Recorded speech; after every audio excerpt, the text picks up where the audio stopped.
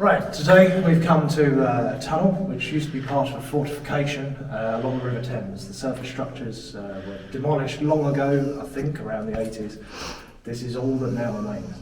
So I'm joined today by Kira, who has been kind enough to be my camera person for this little trip, so you might get a little bit of narration here from behind the camera. Right, so as a lot of eagle-eyed people have probably noticed, the Seeker 2 Pro by Olight has been my kind of go-to light for a long time, hence why I've had it customised. But Olight came out with the Seeker 3 Pro, which they've been kind enough to send to me. So we'll be testing this whilst we are down here today.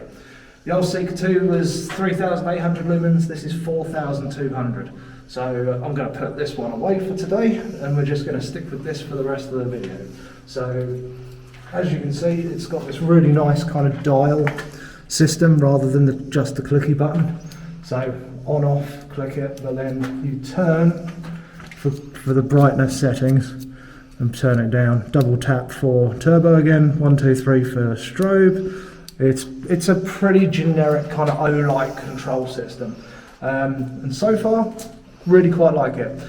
But anyway, enough about that. Let's go in and we'll see what we can find in the tunnels. Let's go. Right, so we'll just chuck this on turbo and we'll take it from there. But just watch your step. There's a couple of little bits in the floor here that you don't want to trip over. They make a funny video.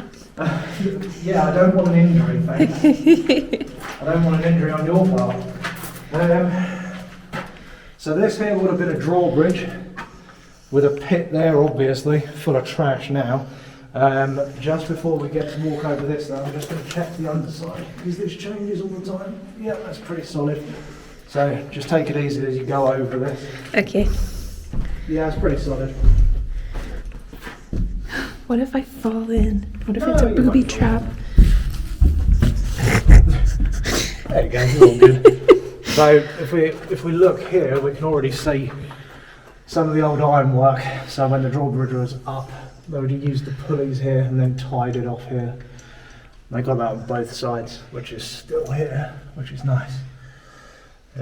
Nice. Yeah, nice. Yeah.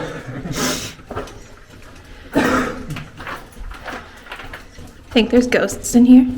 I don't know whether there were any fatalities at this particular fort. I've not read of any.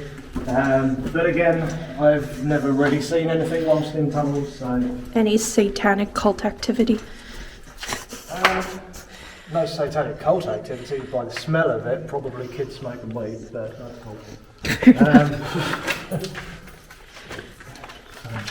Ooh, creepy.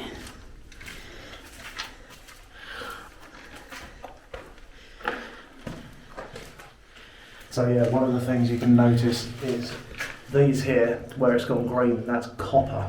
Now they would use copper because it wouldn't spark, which means that this is a magazine.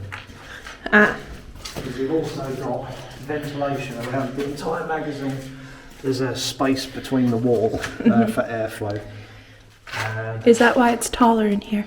It's just because the whole thing is taller. Oh, okay. We'll check that out in a minute. We'll go into the main space.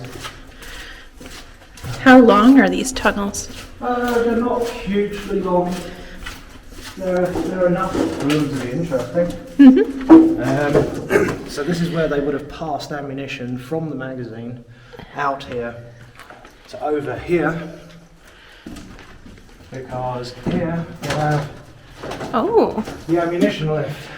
So you've placed your stuff on here, turn the handle, send it up to the top, which is about 25 feet. Not sure if you can get a shot up there. Got it? Yeah, I think you got a bit of a shot there. Yeah, that's okay. Oh, sorry. So if we continue round. So that would have gone into the main fort, but there is an easier way round than climbing over all of that. So we'll go into the main area first. So once again, you've got a lighting passage here, because you shouldn't really have any naked flames in the magazine itself. But by constructing this, help to illuminate this area also inside.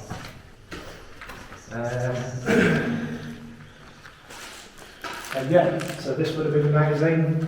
You can see a lot of holes in the brickwork here, which would have had wood in them, so you can screw into for shelving. There's ventilation at the top. Other than that, it's fairly generic in here. Have you ever climbed through that hole? I've never bothered climbing through it, no. I don't think I will be doing that. It's not really much fun. Right, well, before we go around, we should be able to get into the passage that's behind this wall.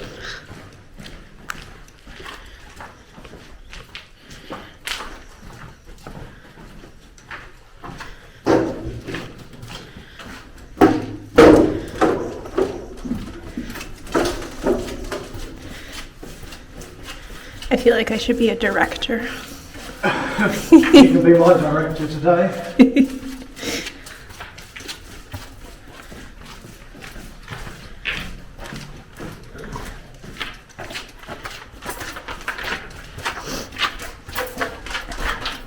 What's all this stringy stuff? Metal stringy stuff? Well, that's old cable. I'm not sure why it's down here. So this goes up into that lighting passage that we mentioned a moment ago. Did you want to have a quick look up? Oh yeah.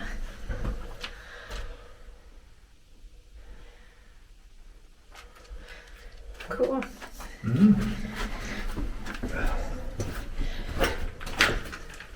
And then before this, just be careful, there is a big hole in the floor here. Oh my goodness. So just be careful of that. Ah. No, you have any injuries, please. Right. So I'll go through and just shine the light. So you have to go all around. So if you just come round here and I'll shine the Seeker 3 Pro down here so you'll be able to see. And that would have gone into the main fortification, but they've obviously since bricked that up and they've backfilled on the other side as well. Hold on. Yep, so let's go back through and we'll check out that last tunnel. Oh, sorry. Okay, I thought No, you you're good. No, I'm just doing it to save you having to come through this bit, that's all. Watch your head, I just bonked mine. You can imagine.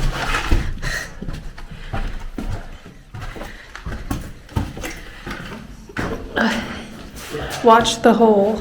Watch the hole. Ah!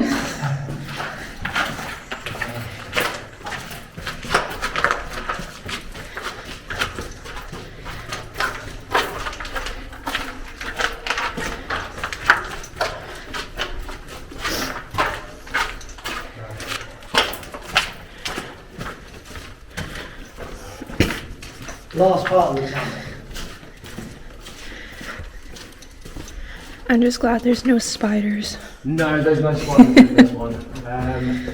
There is another tunnel similar to this, a couple of hundred feet down, but that one is full of spiders. And there's not as much going on inside. That's a no from me. It is. Right, now, this one just has 2 metal pipes and a board, so I'm not going to ask my lovely camera lady to go over this.